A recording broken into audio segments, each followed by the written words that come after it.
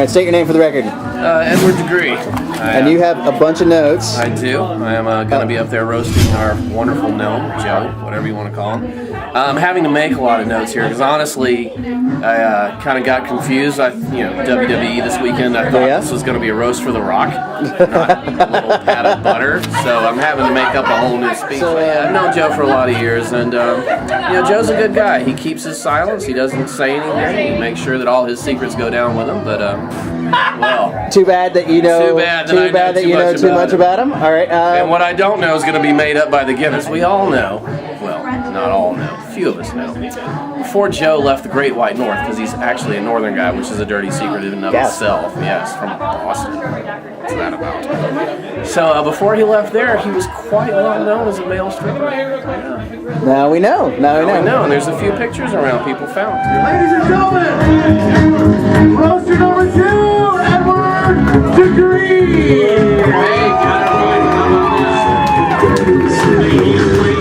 I thought I was number 3. I didn't know I was number 2. Who does number 2 work for? All I can say is I've seen so many kills here tonight. This is like Catholic schoolgirls gone wild. You're very Catholic. You just said it. Maybe Spank. And first of all, while we've got him here, I want to say a very important note tonight. And not to you. Gray man, stand up. I just want everyone to know we are not the same person! Stop coming to me at Dragon Con telling me conversations I have no idea what the fuck you're talking about because you're talking about him! We look nothing alike! Well, we did, maybe. He has a goatee. Evil twin shot! Nothing! It's like Dr. Evil and Adam Savage had a kid. So really tonight, I have a confession to make. I think I signed up for the wrong event. When this all came about, I was thinking it's WWE this weekend, there's the World Wrestling Federation, there's WrestleMania going on right now, and I thought this was a roast for The Rock. And not the pat of butter. So anyway, so much for my notes about the fucking Rock, man. You're the Batman! So I had to make some notes backstage, so that's what I'm working for here. And I'm not really sure that I really understand the point of all this. We're here roasting a guy who gets the most boring life award. I mean, do y'all know anything about Joe? I mean, it's not like he gets to go to concerts and goes backstage and meets all the famous... It's not like beautiful women come up to him all the time saying, "Please, Joe, take my picture." Fuck you, Joe! Yeah, so I guess, and from all of us on stage and pretty much all of us in the audience, fuck you!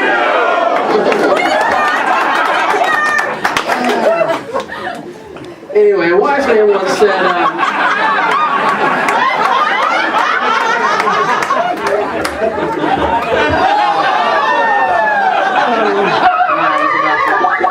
about to make that happen.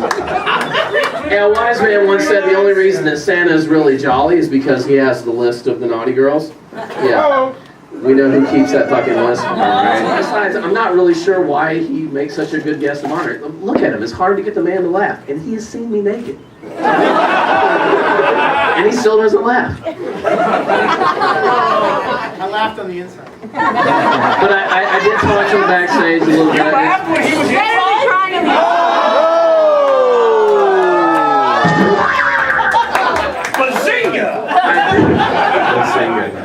I did talk to him a little bit backstage, and I said, Joe, we're here to roast you, but, we don't want to hurt you too bad. Is there any kind of limitations you have? And he said, please, no dick jokes. No dick jokes. I'm like, fuck, I'm going to throw up page 2 and page 3. But I was like, okay, no dick jokes, I know, so I just can't make fun of Ray anymore, so. Now, he is a very well-known guy. I mean, everybody knows Joe, obviously. He's very famous. In fact, just recently... Who the fuck is Joe? Yeah. Just recently, I was on Facebook, and he irons me up, and he says, hey, I'm about to go on a date with this really wonderful girl that I've never been on a date with before, and I'm really excited about it. I said, oh, who is it? And he tells me, and it's a girl in the audience here currently. I know that really cuts it down. But he tells me, and I find out about it the next day, and I said, dude, she's a wonderful girl. She's a wonderful girl. You really enjoy going out with her. And so she talks to me the next day, because we happen to work together. She says, I got a date with Gnome. I got a date with Gnome. I was like, great, he's a really nice guy. You'll really enjoy your day. And she says, well, yeah, I've known Joe longer than I've known you. And I said, well, I've known Joe longer than I've known you. And she goes, yeah, I'm from Iowa. Before I even moved from Iowa, I knew who Joe was. And I said, what? I got nothing. At least I'm not from Iowa. Iowa's a good place to be from. I was gonna say, if anybody in the audience has dated Joe, please raise your hand. But we've seen the kind of women that Joe dates, and frankly, all the guys are being embarrassed. But we've seen the women that Joe dates, and they're a little pale. And even in this light, if they all raise their hands, you're not supposed to stare at the sun. But I do. I remember Joe a long time. We've been around each other a long time. We've known each other a long time. In fact, I remember when he first started in conventions, and everyone has a convention name and something they know about. He's looking for a name. He's like, I've got to find a name that I can use, kind of a cover, a con name, everybody's got. And I was looking at him and I was like, well, you're kind of, small in stature. You're kind of red in hair, that kind of thing. And he's like thinking for a second. He goes, oh, I know. I could be Gnome. Gnome would be a great name for me. I was like, that would be a great name for you. He said, unfortunately, the name that I really wanted, red hair stuff, Elmo's already taken.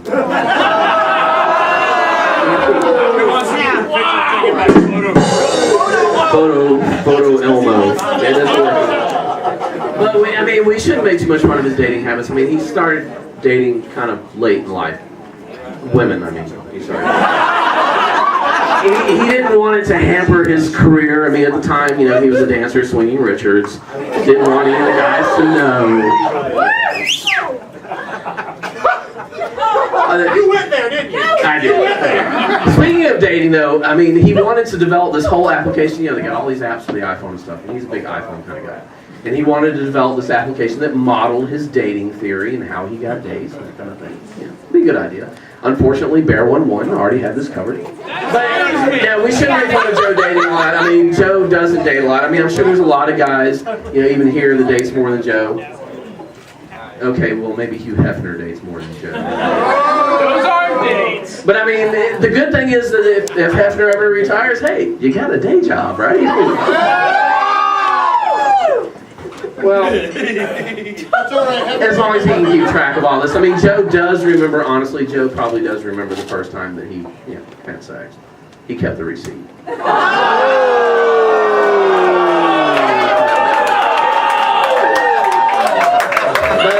in all honesty, before we keep cutting him down some more, I do admire the hell out of him. He gets things that I just can't. A couple of years ago at Frolicon, I go up on stage, I win the most spankable ass 2008, right? I go up there, and I work it as hard as I can, and they say, okay, now that you've won, you can be a judge for the pants off dance. I said, fucking awesome. All right.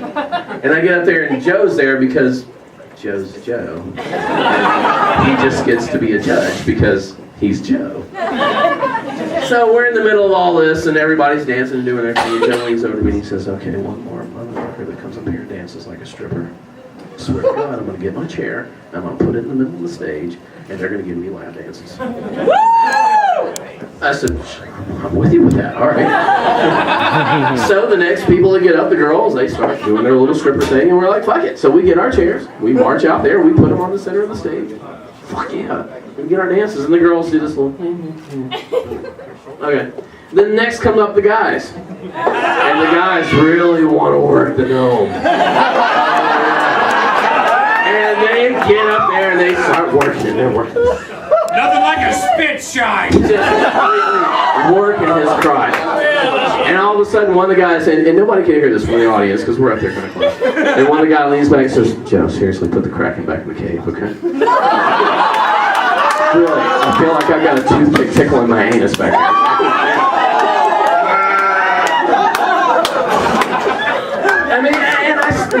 tonight, you said no dick jokes, right? I mean, I shouldn't make fun of Joe. I mean, you know, he is 4 inches long.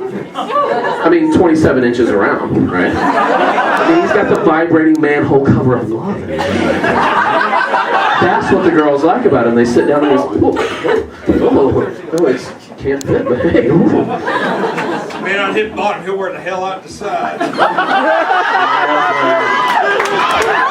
I promise I would keep this short and sweet because I know a few things about Joe, and those things should never see the light of day. And besides, Ray knows everything too, so Ray's going to talk about all that. I wanted to say I had a beautiful time here tonight, but I can't. This is just one of those nights. So, Joe, peace to you, brother. Enjoy the night. You and the man.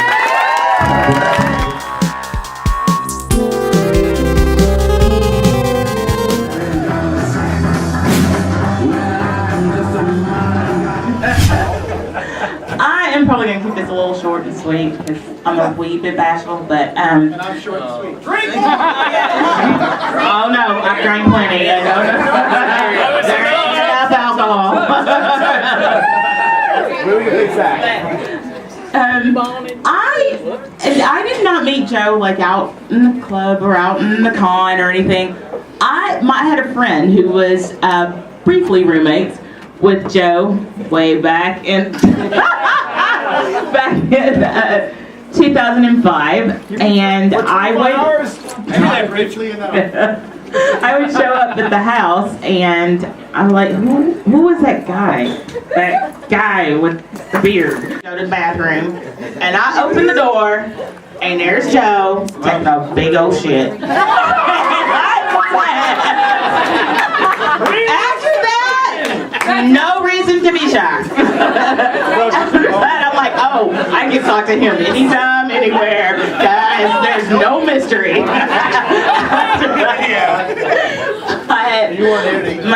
I have one of my earliest memories of my kid, and the only person that she's ever done this to, she would be a toddler, and she'd look at Joe, just take one look, burst out laughing, and go chasing him down the hall. Like, toss me up in the air like you used to toss my mom. Oh.